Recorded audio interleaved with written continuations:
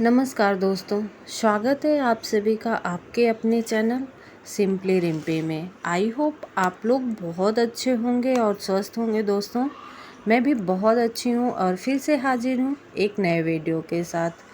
तो दोस्तों, वीडियो को फुल वॉच कीजिएगा और कमेंट में ज़रूर बताइएगा कि आप लोगों को मेरे वीडियोस कैसे लगते हैं। तो चलिए शुरू करते हैं आज का वीडियो बिना समय गंवाए।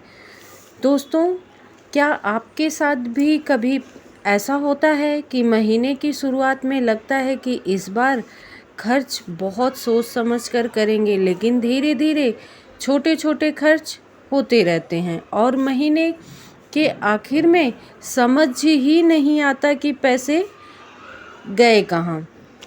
कभी बाहर से कुछ खाने का मन हुआ, कभी ऑनलाइन कोई छोटी सी चीज़ पसंद आ गई, कभी बाजार गए तो ज़रूरत से ज़्यादा सामान घर आ गया।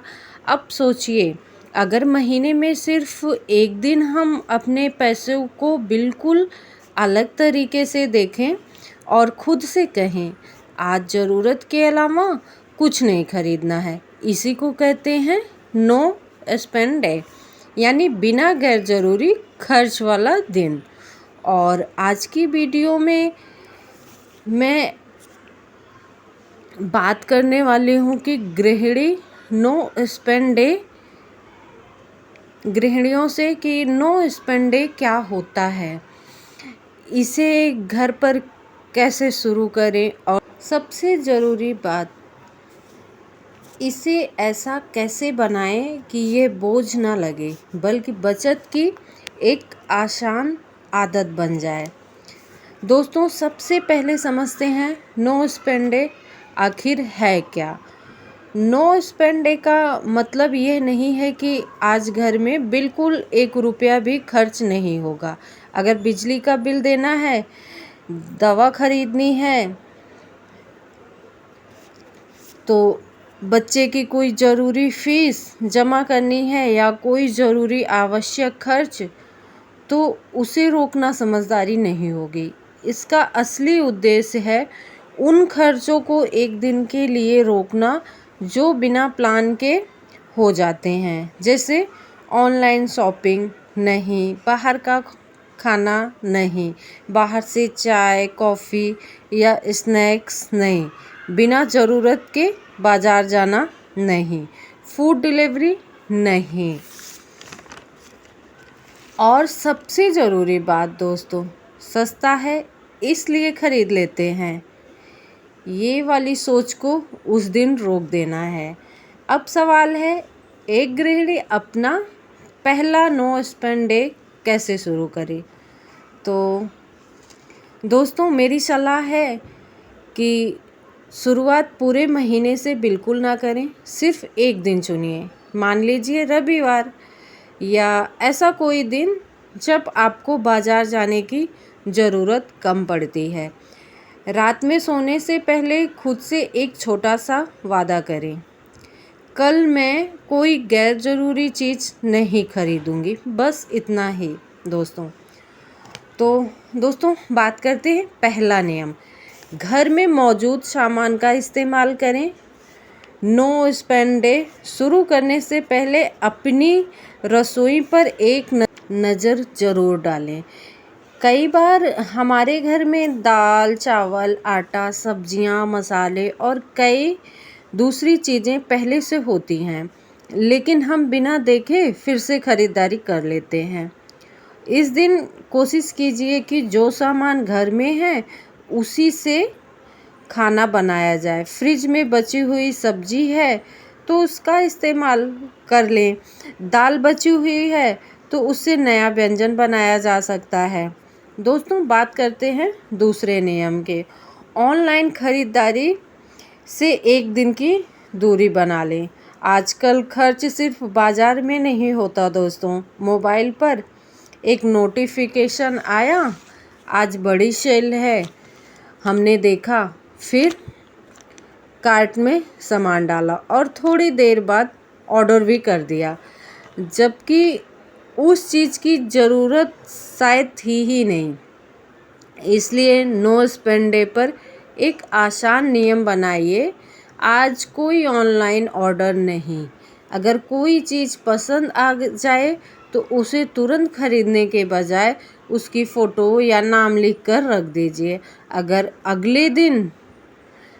अगले कुछ दिनों बाद भी लगे कि इसकी सच में ज़रूरत है, तब उसके बारे में सोचिए। दोस्तों, बात करते हैं तीसरे नियम की। नो स्पेंड डे को बोरिंग डे मत बनाइए। कई लोगों को लगता है कि पैसा खर्च नहीं करेंगे तो मज़ा कैसे आएगा, लेकिन मनोरंजन के लिए हर बार पैसा खर्च करना ज़रूरी नहीं है दोस्तों। घर में परिवार के साथ बैठकर बातें कीजिए, पुरानी तस्वीरें देखिए, कोई पसंदीदा फिल्म या कार्यक्रम घर पर देखिए। अलमारी या किचन का कोई छोटा हिस्सा व्यवस्थित कीजिए या फिर अपने परिवार के लिए थोड़ा शांत समय निकालिए। दोस्तों, बात करते हैं चौथे नियम की। बचाए हुए पैसों का हिसाब ज़रूर रखें, ये हिस्सा सबसे ज़रूरी है। मान लीजिए नो स्पेंड डे की वजह से आपने बाहर का खाना नहीं मंगाया और 250 रुपये बच गए, तो सिर्फ ये मत सोचिए कि आज पैसे खर्च नहीं हुए, बल्कि उन 250 रुपये या अपनी बचत में जोड़ दीजिए, क्योंकि जब बची हुई रकम सामने दिखाई देती है तब हमें अपनी छोटी सी कोशिश का परिणाम समझ आता है। आप चाहें तो एक डायरी बनाकर उसमें लिख सकती हैं। दोस्तों, नो स्पेंड डे। आज बचाए 250 रुपये, अगली बार फिर कोशिश कीजिए, हो सकता है अगली बार 100 रुपये बचे, कभी 300 रुपये, कभी 500 और कभी उससे ज़्यादा। रकम छोटी हो सकती है लेकिन आदत बहुत बड़ी बन सकती है। अब इसे महीने की आदत कैसे बनाएं? पहले महीने सिर्फ एक नो स्पेंड डे रखिए। अगर आपको यह आसान लगे तो अगले 2 दिन रख सकती हैं, जैसे महीने का पहला और तीसरा रविवार। धीरे धीरे आपको खुद पता चलने लगेगा कि आपके घर में कौन से खर्च ऐसे हैं जिन्हें बिना किसी परेशानी के कम किया जा सकता है। और यही इस तरीके की सबसे अच्छी बात है दोस्तों। आपको हर चीज़ बंद नहीं करनी, आपको सिर्फ ये पहचानना है कि कहाँ ज़रूरत है और कहाँ आदत खर्च करवा रही है। लेकिन एक गलती बिल्कुल मत कीजिए। अगर किसी नो स्पेंड डे पर आपसे कोई गैर ज़रूरी खर्च हो भी तो ये मत सोचिए कि पूरा प्रयास बेकार चला गया। अगले दिन फिर से शुरू कर दीजिए।